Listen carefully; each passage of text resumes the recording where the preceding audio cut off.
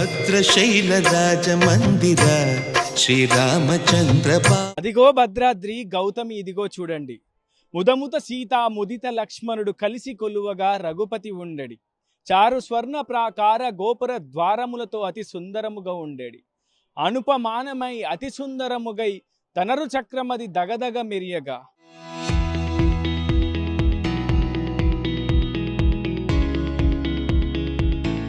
కలియుగ మందు ఇలవైకుంఠముగా అలరారుతున్నది నయముగ మృకుడి అంటూ భద్రాచల పుణ్యక్షేత్ర ప్రాశస్యాన్ని ప్రాముఖ్యతను వర్ణించాడు శ్రీరామదాసు. మరి ప్రతిరోజు నిత్య కళ్యాణం పచ్చతోరణంలా సాగే సీతారాముల కళ్యాణం మిథిలా మండపం వేదికగా జరగబోతోంది. మరి రామదండులా కదలి వస్తున్న ఆ రామభక్తులు సీతారాముల కళ్యాణాన్ని చూసేందుకు వస్తున్నారు. మరి కార్యనిర్వాహక విభాగం ప్రభుత్వం ఇందుకు ఎటువంటి ఏర్పాటు చేసింది? సీతారాముల కళ్యాణాన్ని కనులారా వీక్షిస్తే వచ్చే అద్భుత ఫలితాలు ఏంటి తెలుసుకునే ప్రయత్నం చేద్దాం. కలియుగంలో ఇలవైకుంఠంలా అలరారుతున్నటువంటి భద్రాచల పుణ్యక్షేత్రం ప్రస్తుతం సీతారాముల కళ్యాణానికి అత్యంత సుందరంగా ముస్తాబైంది. విద్యుత్ ధూపాల అలంకరణతో రాత్రి వేళ మైమరిపించేలా కనిపించేటువంటి ఈ దివ్యక్షేత్రం సీతారాముల కళ్యాణానికి గడియలు సమీపిస్తున్న కొద్దీ మరింత భక్తుల పరవశాన్ని కూడా పెంచుతోంది. ప్రస్తుతం శ్రీ సీతారామచంద్ర స్వామి దేవస్థానంలో నేనున్నాను.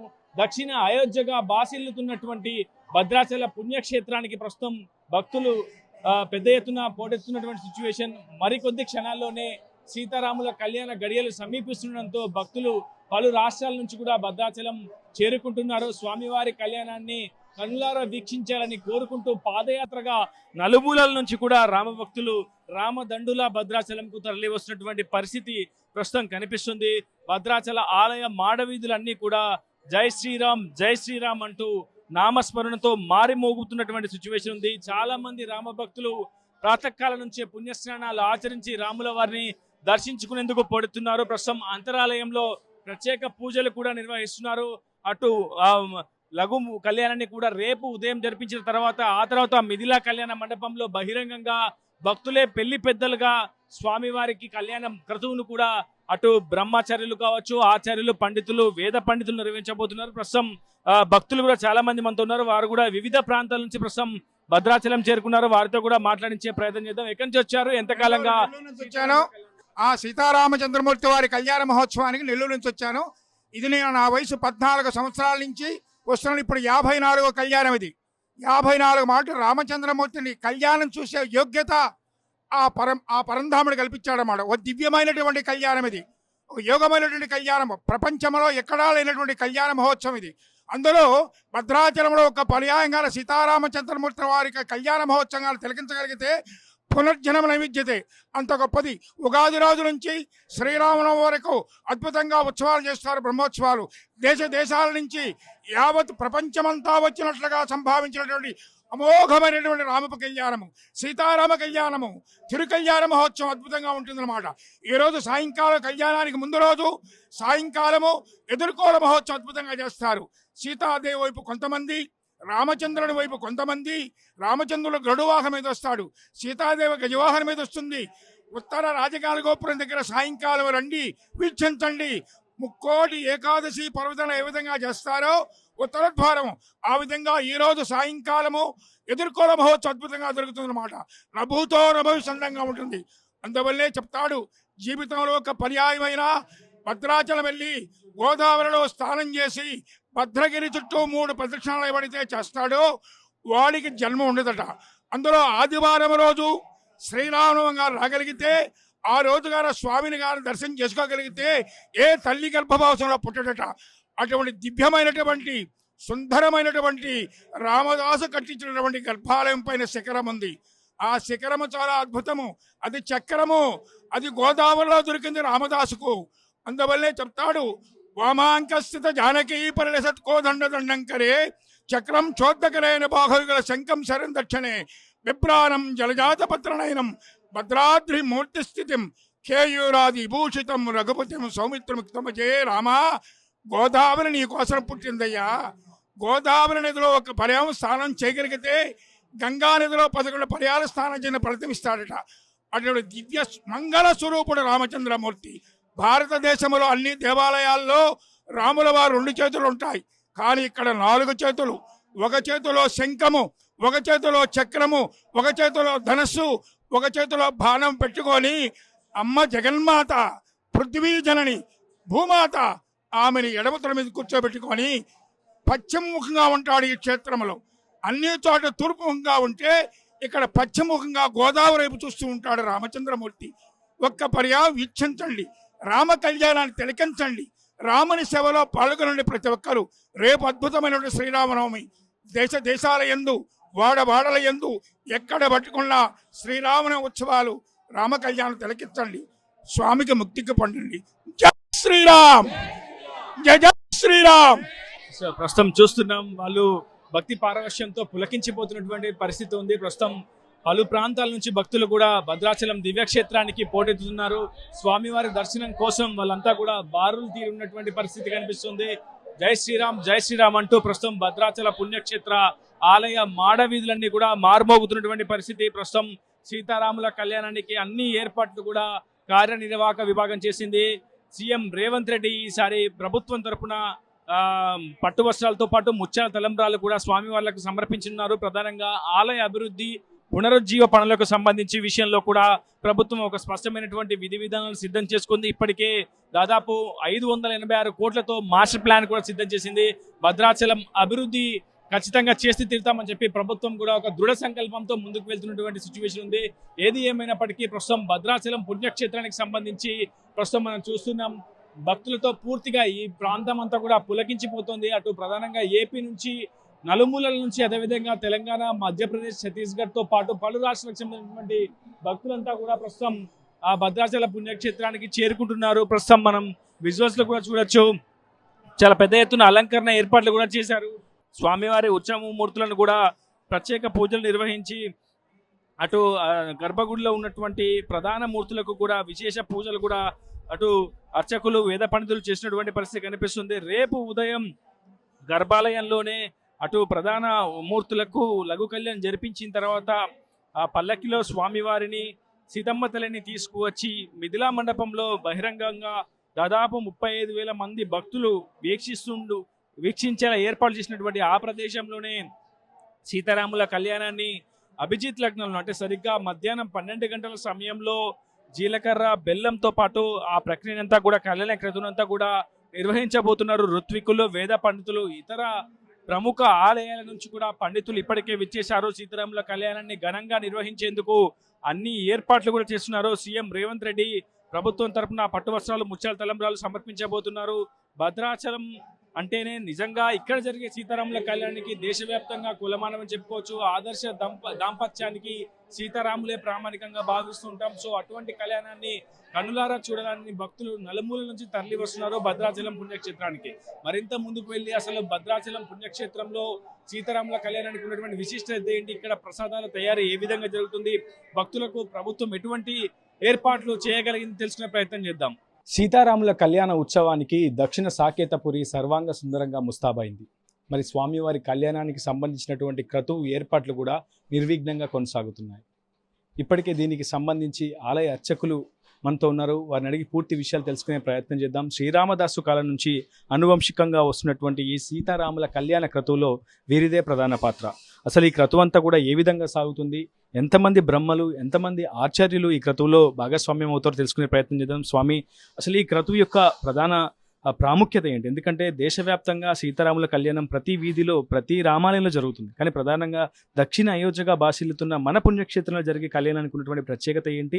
ఈ కళ్యాణ క్రతువులో మీతో పాటు ఎంతమంది భాగస్వామ్యం అవుతారో, అసలు ఈ క్రతువుకు సంబంధించి ఆ ప్రాముఖ్యత ఏంటి? ఎటువంటి మీరు అంతా కూడా ఎటువంటి అంశాలను పరిగణలోకి తీసుకొని ఇందులో భాగస్వామ్యం అవుతుంది?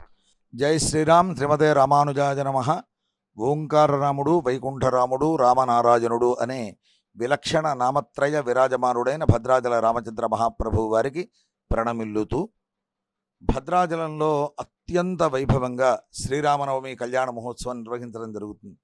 ఇక్కడ ఇంత ప్రాముఖ్యత ఎందుకు వచ్చింది అసలు ఈ క్షేత్రానికి అంటే, భద్రమహర్షి యొక్క తపఃప్రభావం వల్ల రామావతార అనంతరం వైకుంఠానికి వెళ్ళిపోయినటువంటి స్వామి మళ్ళీ అక్కడ ఉన్నటువంటి నారాయణుడు ఈ భద్ర మహర్షి యొక్క తపఃప్రభావం వల్ల చతుర్భుజ రాముడిగా దృష్ట్వా శ్రీరామవత్ శుభం సుందరం రూపమాసాద్య అంటూ అద్భుతంగా మనకి బ్రహ్మపురాణంలో తెలుపబడి ఉంది. సాక్షాత్తుగా వ్యూహ నారాయణుడు వైకుంఠంలో క్షీరసాగరం అంటారు. అక్కడ పాల సముద్రంలో ఉన్నటువంటి నారాయణుడు భద్రమహర్షి యొక్క తపఃప్రభావం వల్ల మళ్ళీ రాముని రూపాన్ని దాల్చి అవతరించాడు. అందువల్ల ఇక్కడ ఉండేటువంటి స్వామిని ప్రధానంగా వైకుంఠరాముడు అని, ఇక్కడ ఉండే స్వామి రూపాన్ని బట్టి అంటే రాముల వారి వామాంకబంధు సీతమ్మ వారు, ఆ పక్క లక్ష్మణస్వామి, ఈ విధంగా అకార ఉకార మకార స్వరూపుడై ఉన్నందువల్ల ఇక్కడ ఈ స్వామిని ఓంకార రాముడని, సాక్షాత్తుగా రామచంద్ర మహాప్రభువు వారు భద్రాచలంలో చతుర్భుజాలతో శంఖచక్రాలతో ధనుర్బాణాలతో కూడి ఉండటం, అంతేకాక స్వామివారి వామాంకబంధు ఆసీనురాలై ఉన్నటువంటి అమ్మవారు సీతమ్మ వారికి ఇక్కడ 2 చేతులలో కూడా కమలాలు ఉంటాయి. ఇది ఒక ప్రత్యేకత అన్నమాట. అమ్మవారు స్వామిని ఇలా ఆలింగనం చేసుకొని ఉంటారు. ఒక చేతిలో కమలం మనకు ఎదురుగా దర్శనం అవుతుంది, మరొక చేతు రాముని వెనక భాగం వీపు భాగాన్ని స్పృశింపజేస్తూ ఇలా పట్టుకొని ఉంటారు. ఆ చేతిలో కూడా కమలం ఉంటుంది. ఇలా 2 చేతుల్లో కమలాలు ఉండేటువంటి అమ్మవారిని లక్ష్మి అని మనకి పెద్దలంతా కీర్తిస్తారు. అలా భద్రాచలంలో ఉన్నటువంటి సీతమ్మ వారిని అందుకే రామదాసు గారి కాలం నుండి సీతా మహాలక్ష్మి అని పేరు. అందుకే ఈనాడు మన తెలుగునాట సీతామహాలక్ష్మి సీతామహాలచ్చి అని ప్రకృతి వికృతిగా అనేక నామాలు పేర్లు రావడానికి ప్రధాన కారణం ఏమిటి అంటే భద్రాచల క్షేత్రం. ఇక్కడ ఉండేటువంటి సీతమ్మ వారికి 2 చేతుల్లో కూడా లీలాకమలాలు ఉంటాయి. అలా 2 చేతుల్లో కమలాలు ధరించిన అమ్మవారికి నాథుడై ఉండటం, అంతేగాక చతుర్భుజాలతో ఉండటం వల్ల భద్రాచల రామచంద్ర స్వామి వారికి రామనారాయణుడు అని పేరు. ఇది ప్రత్యేకత. అయితే భద్రాచలంలో రామదాసు గారు స్వామివారికి ఆలయ నిర్మాణాదులన్నీ చేశాక ఇక్కడ స్వామికి అత్యంత వైభవంగా జరిపించాలి ఉత్సవాదులన్నీ అని చెప్పి భావించినప్పుడు మామూలుగా ఒక ఆలయాన్ని నిర్మాణం చేస్తే మనం నిర్మాణం చేసిన రోజును పురస్కరించుకొని, అంటే ఒక ఆలయం ప్రతిష్ట ఏ రోజైతే అవుతుందో ఆ రోజుని ప్రధాన ఘట్టంగా పురస్కరించుకొని అక్కడ ఆలయంలో బ్రహ్మోత్సవాది కైంకర్యాలని చేస్తారు సాధారణంగా. కానీ ఇక్కడ స్వయంభువుగా ఆవిర్భవించాడు రామచంద్ర మహాప్రభువు వారు. అందువల్ల ఇక్కడ స్వామికి ఎప్పుడు కళ్యాణం చేయాలి అని భావన చేస్తూ రామదాసు గారు రాముడి జన్మ అంటే రాముడు విభవావతారం అంటారు. దశరథ కుమారుడిగా ఆయన ఆవిర్భవించిన ఆ సమయంలో రాముడు శ్రీరామనవమి నాడు జన్మించాడు కాబట్టి శ్రీరామనవమి నాడు ఉత్సవం చేయమని అనేక రామదాసు గారు ఆచరించినటువంటి ఇక్కడ ఆలయాన్ని కట్టినప్పుడు ఒక ఆగమ శాస్త్రాన్ని అనుసరించి కట్టారు. శ్రీరంగంలో ఎలా అయితే పాంచరాత్రాగమ శాస్త్రంతో ఆరాధనాది కైంకర్యాలు జరుగుతాయో భద్రాచల రాముడికి కూడా అదే విధమైనటువంటి ఆగమ శాస్త్రంతో జరగాలి అని రామదాసు గారు ఆకాంక్షించి ఆ విధమైనటువంటి పాంచరాత్రాగమ శాస్త్రంతో ఇక్కడ ఆరాధనాది కైంకర్యాలు జరుపుతూ స్వామికి నిత్యోత్సవాది కైంకర్యాలన్నీ కూడా ఏ విధమైన విఘ్నం లేకుండా ఉండడానికి ఒక 5 గోత్రాల వారిని ఇక్కడ ఆనాడు అర్చకులుగా ఏర్పాటు చేశారు. ఆత్రేయ గోత్రం, హరితస గోత్రం, కౌశిక గోత్రం, భారద్వాజ, మాండవ్య, ఇలా ఈ 5 గోత్రాలకు సంబంధించినటువంటి అర్చకులచే ఈనాటి వరకు కూడా స్వామివారికి ఆరాధనాది కైంకర్యాలన్నీ జరుగుతున్నాయి. అలా జరిపేటువంటి ఈ ఆగమ శాస్త్రంలో యస్యావతార దివసే తస్య కళ్యాణం ఆచరేత్ అని చెప్పబడి ఉంది. ఇది పాంచరాత్రాగమ శాస్త్రంలోనే ఉంది. అందువల్ల రామదాసు గారు ఇక్కడ రాముడికి జరిగే కళ్యాణం ఏంటంటే లోకమంతా కళ్యాణం అవ్వాలి, లోకమంతా సుభిక్షంగా ఉండాలి. అంతేకాక పాంచరాత్రాగమ శాస్త్రంలో ప్రత్యబ్దం కారయేత్ సవహ అని లోక కళ్యాణ ప్రీత్యర్థం, లోకమంతా కూడా సుభిక్షంగా ఉండాలంటే లక్ష్మీనారాయణులకి ప్రతి సంవత్సరం కూడా కళ్యాణం చేయాలి అని ఆగమశాస్త్రం చెప్తోంది. మరి ఇక్కడ లక్ష్మీనారాయణులలా ఇక్కడ వేంచేసి లక్ష్మీనారాయణులే సీతారాములే లక్ష్మీనారాయణ, వారికి ప్రతి సంవత్సరం కూడా కళ్యాణం జరగాలి అనేటువంటి సంకల్పంతో రామదాసు గారు వైభవంగా ఏర్పాటు చేశారు. అంతేకాక భద్రాచల క్షేత్ర మహాత్మ్యంలో మరొక విశిష్టత ఉంది. భద్రాచల క్షేత్ర మహాత్మ్యంలో 2 శ్లోకాలతో శ్రీరామనవమి నాడు సంప్రాప్య రామనవమి తులసీదళాద్యై సంపూజ్య భద్రగిరి వాసినం ఆదిదేవం, అంటే ఆదిదేవుడైనటువంటి రాముడు. ఆదిదేవుడైన రాముడు అంటే ఎవరు అంటే సాక్షాత్తుగా నారాయణ స్వరూపంగా భద్రాచలంలో ఆవిర్భవించినటువంటి రాముణ్ణి ఎవరైతే శ్రీరామనవమి నాడు తులసీ దళాలతో అర్చిస్తారో వారికి సాక్షాత్తుగా ఆ పరమపదం లభిస్తుంది. తద్విష్ణో పరమం పదగం సదా పశ్యంతి సూరయః అని వేదంలో చెప్పినట్టుగా ఆ పరమపదం లభిస్తుంది. అంటే ప్రతివారు మరి మనమంతా కూడా తులసీ దళాలు తీసుకుని వేయడం సాధ్యం అవుతుందా అంటే అంత అవసరం లేదు. ఎందుకంటే స్వామివారికి త్రికాల ఆరాధనలో ప్రభుత్వం వారు తెలంగాణ రాష్ట్ర ప్రభుత్వం ఆలయాన్ని పోషిస్తుంది కాబట్టి ఈ దేవస్థానం తగిన ఆరాధనాది కైంకర్యాల్లో తులసీ దళాలు అన్నీ కూడా స్వామివారికి ఆరాధనకి కావలసినటువంటి సమస్తమైన వస్తువులన్నింటినీ కూడా ఏర్పరుస్తారు. ఈ లోక కళ్యాణం కోసం స్వామివారికి ప్రతినిత్యం కూడా ఆరాధన జరుగుతుంది. అందువల్ల శ్రీరామనవమి నాడు సేవించే భక్తులందరికీ కూడా సాక్షాత్తుగా ఆ పరమపదం లభిస్తుందని, అంతేకాక యస్తు రామ నవమి దినే హరిం అంటూ రామనవమి నాడు భద్రాచలంలో భద్రాచల వాసి అయినటువంటి శ్రీమన్నారాయణుణ్ణి రాముణ్ణి ఎవరైతే సేవిస్తారో వారికి అశ్వమేధయాగం చేసినటువంటి ఫలితం లభిస్తుందని కూడా మనకి బ్రహ్మపురాణాంతర్గతమైనటువంటి భద్రాచల క్షేత్ర మహాత్మ్యంలో అద్భుతంగా వేదవ్యాస మహర్షి అందించారు. కాబట్టి ఇవన్నీ కలిసి వచ్చేట్టుగా రామదాసు గారు శ్రీరామనవమి నాడు భద్రాచలంలో కళ్యాణం జరిపించాలి, ఆ కళ్యాణం జగత్ కళ్యాణం అవ్వాలి అనే సంకల్పంతో అద్భుతంగా వారు చేయటం. అంతటి ప్రాముఖ్యత ఉన్నటువంటి సీతారాముల కళ్యాణాన్ని కనులారా చూస్తే, అంటే ప్రత్యక్షంగా చూస్తేనే అందరూ కూడా అనుభూతి చెందుతారు, పరుషులైపోతారు. అటువంటి కళ్యాణ క్రతువులో మీరు భాగస్వాములు అవుతున్నారు. సాక్షాత్తు ఆ జగదభి రాముడిని కళ్యాణి రాముడిగా అలంకరిస్తున్నారు. ఆ జగదభి మాత సీతమ్మ తల్లిని కూడా పెళ్లి కుమార్తెగా అలంకరిస్తున్నారు. అలంకరించే సమయంలో కావచ్చు, ఆ కళ్యాణ క్రతువు సమయంలో మీరు ఎటువంటి అనుభూతి చెందుతారు, ఎటువంటి భావోద్వేగానికి గురవుతారు? చాలా మంచి ప్రశ్న వేశారు. ఇప్పటిదాకా దాదాపు వీళ్ళు మీడియా వాళ్ళు ఎవరు ఈ విధమైనటువంటి ప్రశ్న ఎవరు వేయలేదు. భద్రాచలంలో రాముణ్ణి సేవించేటప్పుడు ఆరాధన ఆది కైంకర్యాలన్నీ కూడా ఎలా చేయాలి అనేటువంటిది కూడా మనకి ఆగమశాస్త్రంలో చాలా అద్భుతంగా చెప్పబడింది. అంతేకాక భద్రాచలంలో ఒక ప్రత్యేకత ఉంది. ఇక్కడ శ్రీపాంచరాత్రాగమ శాస్త్రానుసారంగా స్వామికి కైంకర్యాలు నిర్వర్తించడమే కాక నిర్వర్తిస్తారు. ఎవరైతే అర్చకుడిగా స్వామికి చేస్తారో వారికి అర్చక దీక్ష అని ఉంటుంది. వారు ఇక్కడ భద్రాచలంలో అనూచారంగా పఠిస్తూ ఉండేటువంటి పాఠాన్నంతా వారు కంఠస్థం చేసి అర్చక వంశాలకి చెందినటువంటి వ్యక్తులు మళ్ళీ ఈ అర్చక వంశాల్లో ఉన్నటువంటి పెద్దలందరి దగ్గర కూడా పరీక్షింపబడి, అంటే ఆ వ్యక్తికి తగిన యోగ్యత ఉందా లేదా అనేది పెద్దలంతా పరీక్షించి ఆ తర్వాత వాణ్ణి స్వామికి సమర్పణ చేస్తారు.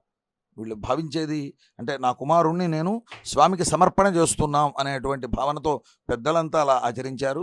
అందుకే ఆగమశాస్త్రం కూడా అర్చకుడు సాక్షాత్తుగా భగవానుడికి పుత్రుడు వంటివాడు అని మనకి పరమపురుష సంహితలో చాలా అద్భుతంగా చెప్పబడి ఉంది. అంతేకాక ఈ చేయవలసిన అర్చకుడు స్వామివారికి భద్రాచలంలో అంటే మనకి ఆగమశాస్త్రం తెలిపేటువంటిది ఏంటంటే స్వామివారికి ప్రాణం ఏమిటి అంటే శాస్త్రీయ ఆరాధన అనేటువంటిది ప్రాణమని, ఇతర ఉత్సవాలన్నీ కూడా అలంకారములని, అంటే వివిధ అలంకారాలు వివిధ ఉత్సవాలు అని చెప్తుంది. ఆ శాస్త్రీయమైనటువంటి ఆరాధనలో ఇక్కడ ప్రధానంగా సాధకుడు అంటే అర్చకుడు ఎవరైతే స్వామికి ఆరాధన చేస్తారో వారు ముందుగా చేయబోయే ఆరాధన చేసేటప్పుడు మంత్రన్యాసం అంటారు. అప్పుడు సాక్షాత్తుగా అష్టాక్షరీ మంత్రం, ద్వయమంత్రం, చరమ మంత్రం, ఈ 3 మంత్రాలు సాధకుడు తాను మంత్రన్యాసంగా చేసుకొని అప్పుడు సాక్షాత్తుగా రామచంద్ర మహాప్రభు వారికి అష్టాక్షరీ మంత్రంతో ఆగమశాస్త్రంతో తెలిపిన విధంగా స్వామికి ఆరాధన చేస్తారు. అంతేకాక ఇక్కడ ఆరాధన చేసేటప్పుడు కూడా ఒక్కొక్క సమయంలో ఒక్కొక్క రకముగా తన్ను తాను భావిస్తూ, అంటే స్వామివారికి భోజ్యాసనం సమర్పించేటప్పుడు శ్రీమన్నారాయణ భగవన్ అంటూ ఏతత్ స్వీకర్తుమర్హసి అంటూ ఆనాడు కౌసల్య ఎలా అయితే ఆయనకి తినిపించిందో, ఆ యజ్ఞపత్రులంతా శ్రీకృష్ణ భగవానునికి ఎలా అయితే తమ పుత్రుడిగా భావిస్తూ వారంతా తినిపించారు. అదేవిధంగా ఈ చేసేటువంటి ఆరాధన స్వామికి సమర్పించేటువంటి అర్చకుడు తాము ఒక తల్లిగా, ఆ సమయంలో తల్లిగా భావిస్తారు. స్వామివారికి అలంకారం చేస్తారు. అలంకారం చేసేటప్పుడు ఒక ప్రియుడికి ఎలా అయితే భావిస్తూ తను చేస్తుందో, అంటే అంత చాలా బాగుండాలి నా స్వామి అని ఎలా అయితే భావిస్తుందో, ఈ చేసేటువంటి అర్చకుడు తన్ను తాను ఒక ప్రియురాలిగా స్వామిని ప్రియుడిగా భావిస్తూ స్వామివారికి అలంకారం చేస్తారు. అలాగే స్వామివారికి యాత్రాసనాది కైంకర్యాలు జరిగేటప్పుడు ఒక భృత్యుడు రాజుకి ఎలా పరిపాలన చేసే, రాజుకి సేవకుడు ఎలా సేవలు అందించాలో ఆ విధంగా భావిస్తూ సేవిస్తాడు. ఇలా మంత్రన్యాసాది సమయంలో ఆచార్యుడు శిష్య సంబంధం అని ఈ విధంగా మనకి ఆగమశాస్త్రంలో తెలిపిన విధంగా ఈ సాధకుడు భావిస్తూ చేస్తాడు. ఇక్కడ స్వామివారి తిరుకల్యాణ మహోత్సవాన్ని నిర్వర్తించడానికి కూడా ఇక్కడ అర్చకులందరికీ కూడా ఒక ప్రత్యేకమైన విధానం ఉంది. ఇక్కడ స్వామివారికి కైంకర్యం చేయడానికి దాదాపు ఒక 20 సంవత్సరాలకు ఎప్పుడో ఒక మారు ఆచార్యుడిగా స్వామికి సకల కైంకర్యాలు తిరుకల్యాణ మహోత్సవం నిర్వహించేటువంటి భాగ్యం లభిస్తుంది. ఎందుకంటే దాదాపు 20 మంది అర్చకులు ఉండటం వల్ల గత సుమారు 100 సంవత్సరాల నుండి, అంతకుముందు 40 మంది అర్చకులు ఉండేవారు పూర్వం. ఆ తర్వాత 5 వంశాల వారు 40 మంది అయ్యారట. ఆ తర్వాత క్రమంగా ఇప్పుడు 24 మంది అర్చకులతో అవుతోంది. ప్రతి 20 సంవత్సరాలకు ఒకసారి వస్తుంది. ఈ సంవత్సరం ఈ భాగ్యం మా ప్రస్తుత ప్రధాన అర్చక స్వామివారు పుడిచేటి సీతారామానుజాచార్య స్వామివారు ఈ సంవత్సరం ఆచార్యుడిగా ఉంటూ స్వామికి కైంకర్యాలు నిర్వర్తిస్తున్నారు. వారు ఈ సంవత్సరం పదవీ విరమణ కూడా గావించబోతున్నారు. ఈ సంవత్సరం స్వామివారికి ఈ కళ్యాణ మహోత్సవంలో బ్రహ్మత్వం వహించేటువంటి భాగ్యం దాసుడిపై కలిగింది. ఈ విధంగా ఈ సంవత్సరం దాసుడు బ్రహ్మగా స్వామివారి తిరుకల్యాణ మహోత్సవంలో మంత్రపఠనాది కైంకర్యంలో వీరికి సహకరిస్తూ ఈ కళ్యాణ మహోత్సవంలో పాల్గొనే భాగ్యాన్ని రాముడు నాకు కల్పించాడు అనే భావంతో చేస్తున్నాం. అంతేకాక దీంట్లో పాల్గొనేటువంటి వారందరూ కూడా అంటే వేద పండితులు పాల్గొంటారు, అనేక మంది అర్చకులు ఋత్విక్కులుగా పాల్గొంటారు. స్వామివారికి ప్రత్యేకంగా కళ్యాణం నాడు కానీ పట్టాభిషేకం కానీ ఈ ప్రత్యేక ఉత్సవాదుల్లో స్వామివారికి అలంకారం చేసేందుకు గాను కొంతమంది నియమితులై వారు అలంకార విధులు నిర్వర్తిస్తారు. ఈ విధంగా అంతేకాక ఇక్కడ ఉండేటువంటి అధికార గణం కానీ అసలు ఈ భక్తులు ఎవరు ఇందులో పాల్గొంటారంటే మొత్తం మన తెలుగు ప్రజలందరూ కలిసి పాల్గొనేది భద్రాచల రాముడి కళ్యాణం. అందుకే అందరి తరఫున ఇక్కడ పరిపాలకులుగా ఎవరైతే ఉంటారో వారు ప్రజలందరి తరఫున కూడా ఇక్కడ ఆలయానికి వచ్చి ప్రభుత్వం తరఫున ఏదో వారు వ్యక్తిగతంగా కాదు ఇక్కడ వచ్చేది, ప్రభుత్వం తరఫున ఇది చాలా గొప్ప విశేషం, అదృష్టం కూడా వారికి. ఈ విధంగా ఈసారి రేవంత్ రెడ్డి గారు మన పాలక ప్రభుత్వం తరఫున వారు పట్టు వస్త్రాలు ముత్యాల తలంబ్రాలు తీసుకుని రావడమే కాకుండా ఈసారి ఆలయ అభివృద్ధి కోసం ప్రత్యేకంగా 500 కోట్లని వారు మన తెలంగాణ రాష్ట్ర ప్రభుత్వం కేటాయించింది అని తెలుస్తోంది. దానికి ముందు ముఖ్యంగా తెలంగాణ రాష్ట్ర ప్రభుత్వం వారికి మా భద్రాచల దేవస్థానం అర్చకులందరి తరఫున వారందరికీ కృతజ్ఞతలు తెలియజేస్తున్నాం.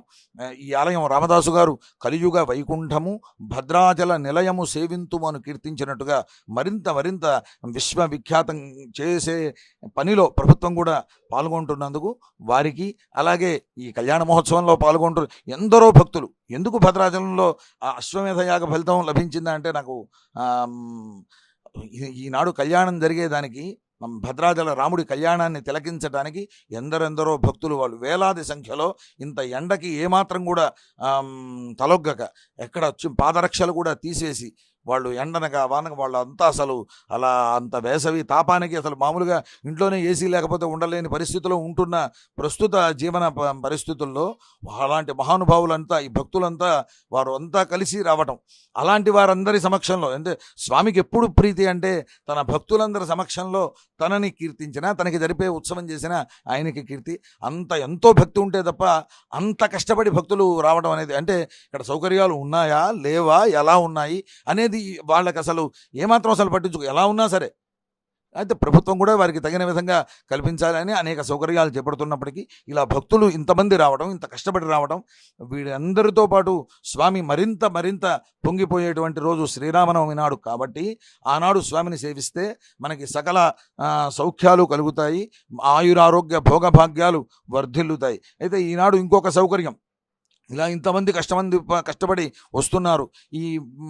ఈనాడు ఉన్నటువంటి మీడియా ఛానల్స్ కానీ ఇవన్నీ కూడా ఇక్కడికి రాలేని భక్తుల కోసం కూడా ఇక్కడ స్వామివారికి జరిగేటువంటి ఎదుర్కోలు ఉత్సవానికి కానీ కళ్యాణ మహోత్సవాన్ని కానీ పట్టాభిషేక మహోత్సవాన్ని కానీ వారు ప్రత్యక్షంగా వారింట్లో వారు ఉంటూ కూడా స్వామిని తిలకించే విధంగా కృషి చేస్తున్న వారందరికీ కూడా భద్రాద్రి రాముడు మంగళాశాసనాలు. అలా తిలకిస్తున్న ప్రజలందరికీ కూడా రాముడు ఆయురారోగ్య భోగభాగ్యాలతో అనుగ్రహించాలి అని స్వామిని భద్రాద్రి రామ పద సేవకుడిగా ప్రార్థిస్తూ జై శ్రీరామ్.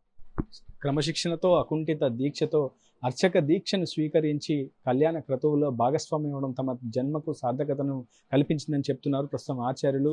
భద్రాచల దేవస్థానంలో ఉన్నటువంటి అర్చకులు అదేవిధంగా వేద పండితులందరూ కలిసి వారి చేతుల మీదుగా ఈ కళ్యాణ క్రతువును భక్తులందరి సమక్షంలో చేయడం నిజంగా అందరికంటే ఎక్కువ పుణ్యఫలాన్ని ఇస్తున్నట్లు, అదేవిధంగా అందరికంటే ఎక్కువగా అనుభూతి కూడా వారు చెందుతున్నట్లు కనిపిస్తుంది. సీతారాముల కళ్యాణానికి గడియలు సమీపిస్తున్న కొద్దీ భక్తుల్లో మరింత పరవశం పెరుగుతోంది. మిథిలా కళ్యాణ మండపాన్ని ఇప్పటికే సంసిద్ధం చేశారు ఆలయ అర్చకులు, వేద పండితులు, ఋత్విక్కులు. ప్రస్తుతం సీతారాముల కళ్యాణానికి సంబంధించినటువంటి విశిష్టత ఏంటో మనం తెలుసుకునే ప్రయత్నం చేద్దాం. ప్రస్తుతం చాలా మంది రామభక్తులు కూడా భద్రాచలం ఆలయ క్షేత్రానికి పాదయాత్రగా తరలి వచ్చారు. స్థలసాయి మనతో ఉన్నారు, ఆయనతో మాట్లాడి పూర్తి విషయాలు తెలుసుకునే ప్రయత్నిద్దాం. కళ్యాణానికి ఎటువంటి ఏర్పాట్లు జరుగుతున్నాయి? ఈ ఏడాది పరాభవ నామ సంవత్సరంలో జరిగే కళ్యాణానికి ఏదైనా ప్రత్యేకత ఉంది? ఈ సంవత్సరం పరాభవనామ సంవత్సరంలో జరిగేటువంటి కళ్యాణానికి ప్రత్యేకత ఉన్నది. అదేమిటంటే తెలంగాణ రాష్ట్ర ప్రభుత్వం ఈ ఆలయాన్ని గుర్తించి ఇక్కడ అభివృద్ధి పనులు చేపట్టడం, దానికోసమని నిధులు విడుదల చేయడం, మొదటి విడతగా కొంత విడుదల చేయడం జరిగింది. నిజంగా అది భద్రాచల క్షేత్ర అభివృద్ధికి ఎంతో దోహదపడుతుంది. అటువంటి అభివృద్ధి పనులని ప్రారంభించడం, రేపు శ్రీరామనవమి సీతారాముల కళ్యాణం జరిగే ముందుగా రేవంత్ రెడ్డి గారు స్వామివారి దర్శనం చేసుకున్న తర్వాత అక్కడ భూపూజను నిర్వహించి ఈ పనులకన్నిటికీ కూడా శ్రీకారం చుట్టబోతూ ఉన్నారు. కనుక ఇది ఈ సంవత్సరంలో ఉండేటువంటి ఒక ప్రత్యేకమైనటువంటి విషయం అన్నమాట. అంటే ప్రతి సంవత్సరం శ్రీరామనవమి అంటే భద్రాచలానికి ఒక విశేషం. ఆ శ్రీరామనవమి నాడు జరిగేటువంటి కళ్యాణోత్సవం విశేషం. ఆ కళ్యాణోత్సవంలో ముఖ్యంగా ముఖ్యమంత్రి గారు, పెద్దలు, అధికారులు, మంత్రులు వీరంతా కూడా పాల్గొనడం అనేటువంటిది ఎప్పుడూ ఉన్నప్పటికీ ఈ సంవత్సరం మనకు భద్రాచల క్షేత్ర అభివృద్ధికై తెలంగాణ రాష్ట్రం కృషి చేయడం, దానికోసమని నిధులు విడుదల చేయడం, ఇవన్నీ కూడా మనకి శుభ పరిణామం. ముఖ్యంగా భద్రాచలానికి ఇదంతా కూడా గొప్ప ప్రత్యేక. శ్రీరామనవమి అంటే శ్రీరాముడి జన్మదినంగా భావిస్తుంటాం. అదే రోజు సీతారాముల కళ్యాణం నిర్వహించడానికి గల కారణాలే. భద్రాచల క్షేత్రంలో శ్రీరామనవమి రాముడు అవతరించినటువంటి రోజున కళ్యాణం చేస్తారు. ఇది ఇలా చేయడంలో ఉద్దేశం ఏమిటంటే పాంచరాత్ర ఆగమ సంప్రదాయ రీత్యా ఈ ఆలయం నిర్వహింపబడుతూ ఉంటుంది. ఇక్కడ ఈ ఆలయాన్ని కట్టినటువంటి రామదాసు గారు ఆనాడు ఈ పాంచరాత్ర సిద్ధాంతాన్ని అనుసరించి రాముడు అవతరించినటువంటి రోజున కళ్యాణం చేసేటువంటి ఒక సంప్రదాయాన్ని ఏర్పాటు చేశారు. యస్యావతార సమయే తస్య కళ్యాణమాచరేత్ అంటూ ఆ పాంచరాత్ర శాస్త్రం చెప్తోంది. అంటే ఏ దైవం ఏ రోజునైతే అవతరించాడో ఆ అవతరించినటువంటి రోజున కళ్యాణం జరపాలి అని ఆ శాస్త్రవాక్యం చెప్తోంది. కనుక ఆ రామదాసు గారు ఆ శాస్త్రాన్ని అనుసరించి శ్రీరాముడు అవతరించినటువంటి శ్రీరామనవమి రోజున ఈ కళ్యాణోత్సవాన్ని ఏర్పాటు చేశారు. వారి యొక్క సంప్రదాయాన్ని అనుసరించి ప్రతి శ్రీరామనవమి భద్రాచలంలో కళ్యాణోత్సవం నిర్వహింపబడుతుంది. Thank you so much. మొత్తంగా ప్రస్తుతం చాలా మంది రామభక్తులు కూడా పాదయాత్రగా తరలి వచ్చారు భద్రాచలం పుణ్యక్షేత్రానికి. అటు వారికి తోచినంతగా స్వామివారికి కావచ్చు, అటు సీతమ్మ తల్లికి కొన్ని పట్టు వస్త్రాలు కావచ్చు, సారెని కూడా తీసుకువచ్చారు. ప్రస్తుతం సీతారామ కళ్యాణంలో తమ భాగస్వామ్యం ఎంతో కొంత ఉండాలన్నటువంటి ఆలోచనతో వాళ్ళంతా కూడా పలు ప్రాంతాల నుంచి కూడా తరలి వచ్చారు. ప్రస్తుతం వారితో కూడా మాట్లాడించే ప్రయత్నం చేద్దాం. వివిధ ప్రాంతాల నుంచి వచ్చినటువంటి రామభక్తులంతా కూడా జై శ్రీరామ్ అంటూ కూడా అటు రామనామ స్మరణ జపిస్తున్నారు. ఎక్కడి నుంచి వచ్చారమ్మా మీరు? ఎక్కడి నుంచి వచ్చారు? మేము జంగారెడ్డిగూడ నుంచి వచ్చామండి. కోటి తలంబ్రాల కోటి గోరుతోటి తీసుకొచ్చామండి. కాలినడకతో వచ్చారు చాలా మంది అండి. మేము తలంబ్రాలు ఇవ్వమ్మా. జై శ్రీరామ్. ఎంతమంది వచ్చారు మొత్తం మీరు? మేము 10,000 మంది అండి. మొత్తం 10,000 మంది పాదయాత్రగా వచ్చారు. పాదయాత్రగా వచ్చారండి చాలా మంది. మేము సేవ చేస్తా వచ్చామండి. ఈ రోజు ఇక్కడే ఉండి రేపు కళ్యాణం చూసుకుని కళ్యాణం చూసి పట్టాభిషేకం చూసి వెళ్తామండి. 3 రోజుల పాటు ఇక్కడే ఉంటారు మీరు. ఎట్లా అనిపించింది? ఎందుకంటే సుమారు 100 కిలోమీటర్ల దూరం నుంచి వచ్చారు కదా. చాలా ఆనందంగా ఉందండి. శ్రమ అనేది లేదు. అందరూ కూడా చాలా ఆదరించారండి మమ్మల్ని. మయ్యాను కూడా భక్తులు, రామ భక్తులు చాలా ఆదరించారండి. చాలా బాగుంది. ఏం తీసుకొచ్చారు మరి సీతారాముల కళ్యాణానికి వచ్చారు? తలంబరాలండి, గోటితో కలిసిన తలంబరాలు తీసుకొచ్చాం. చాలా బాగున్నాయండి. బాగా వచ్చినప్పుడు కూడా చాలా బాగా ఇబ్బంది లేకుండా చాలా బాగా వచ్చాం. మీ కుటుంబం అంతా వచ్చిందా, మీరు ఒక్కరు వచ్చారా? ఆమె కుటుంబానికి 2-3 వాళ్ళకి వచ్చామమ్మా. 2 ప్రస్తుతం మనం చూస్తున్నాం జంగారెడ్డిగూడ నుంచి సుమారు 10,000 మంది భక్తులు ఇలా పాదయాత్రగా వచ్చారు. వస్తూ వాళ్ళు గోటు తలంబ్రాలతో పాటు స్వామివారికి, అటు సీతమ్మ తల్లికి పట్టు వస్త్రాలతో పాటు కొబ్బరి బొండాలు, పండ్లు, పలహారాలుతో వాళ్ళు ఆ కళ్యాణ క్రతువులో భాగస్వామ్యం అయ్యేందుకు వారి అంటూ రామభక్తిని ప్రదర్శించే ప్రయత్నం చేస్తున్నారు. ప్రస్తుతం వీరితో కూడా మాట్లాడి 40 ఏళ్ళకి వస్తున్నారా కళ్యాణానికి? నేను జంగారెడ్డిగూడ సీతారామచంద్ర ఆలయం దగ్గర ఉండి సుమారు 5 సంవత్సరాలు, గతంలో వచ్చేవాళ్ళం. 5 సంవత్సరాల నుంచి సైకిల్ వేసుకుండి పాదయాత్ర చేసేవారికి సేవ చేస్తూ భగవన్ నామస్మరణ పలుకుతూ జై శ్రీరామ్, జై జై శ్రీరామ్ అంటూ రావడం జరుగుతుంది. చాలా చాలా చాలా ఆనందం కలుగుతుంది.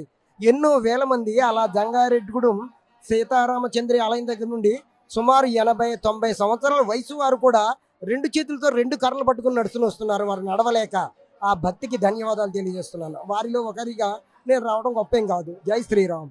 సో మనం ప్రస్తుతం చూస్తున్న 40 ఏళ్ళుగా అటు సీతారాముల కళ్యాణాన్ని కళ్ళారా వీక్షిస్తున్నటువంటి వ్యక్తి ఇతను. ఎంతో పుణ్యఫలం ఉంటే తప్ప ఇటువంటి అదృష్టం ఎవరికి దక్కదని చెప్తున్నారు. చాలా మంది రామభక్తులు వివిధ ప్రాంతాల నుంచి ప్రస్తుతం భద్రాచలం పుణ్యక్షేత్రానికి చేరుకుంటున్నారు. భద్రాచలం ఆలయ మాడవీధులన్నీ కూడా రామనామ స్మరణతో మార్మోగుతున్నటువంటి సిచ్యువేషన్ ఉంది.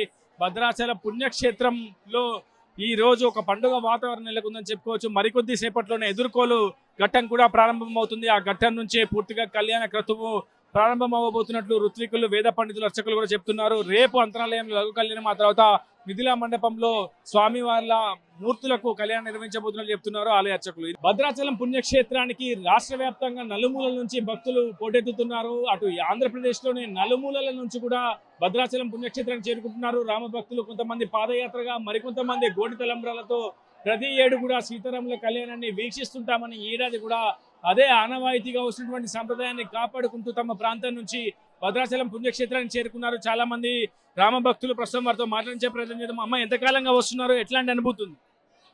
మేము గోటి తలంబ్రాలు వలుచుకోనండి ఒక 3 సంవత్సరాల నుంచి. అంటే ఒడ్లు గోటి తలంబ్రాలు వలుచుకొని మా గ్రామం నుండి 25-30 మంది మహిళా తల్లులు పాదయాత్ర చేసుకుంటూ, దారిలో సేవ చేస్తూ, వడ్డన సెక్షన్ ఇవన్నీ చేసుకుంటూ మేము ఒక 20 రోజులు ఉందనగా బయలుదేరుతామండి. ఇక్కడికి దారిలో సేవ చేసుకుంటూ ఈ రోజుకి ఇక్కడికి చేరుతాం. నిన్న సాయంత్రానికి చేరామండి. నిన్న ఏ రోజండి? నిన్న లక్షవారం సాయంత్రానికి చేరామండి. తెల్లారి పొద్దున్నే స్నానాలు చేసి, నదీ స్నానాలు చేసి, ఇవన్నీ తల మీద పెట్టుకొని జై శ్రీరామ్ అనే నామం చెప్పుకుంటూ ఈ దేవస్థానానికి వస్తామండి. మాది కడేద్ద గ్రామం అండి. కడేద్ద గ్రామం. మీ రాష్ట్రంలో కూడా ఒంటిమిట్ట రామాలయం చాలా ఫేమస్ కదా, మరి భద్రాచలంకి ఎందుకు వస్తున్నారు? అంటే మరి భద్రాచలం జై శ్రీరామ్ మన పురాతన కాలం నుంచి కూడా ఈయన మనకి సనాతన ధర్మం అంటూ నేర్పిందంతా ఈయనేనండి. మనకి అంతకుముందు మనకి ఎవరెవరో ఏమీ తెలిసేది కాదు. ఇప్పుడు అంతా కూడా కలిసిమెలిసి ఉండాలని మన తోటి భక్తులందరినీ కూడా మనలో కలుపుకుని అక్క చెల్లులుగా, అన్నదమ్ములుగా మొత్తం అందరూ కలిసి ఐక్యతతో మనం ఏ పని చేసినా అందరూ ఒకటే ఇదితోటి చెయ్యాలని శ్రీరామచంద్రమూర్తి ఆనాడు వెనక మన పెద్దల నాటి నుంచి కూడా ఇలా జరుగుతూ వస్తుందండి. మన దేవుడు అంటే జై శ్రీరామ్ అండి.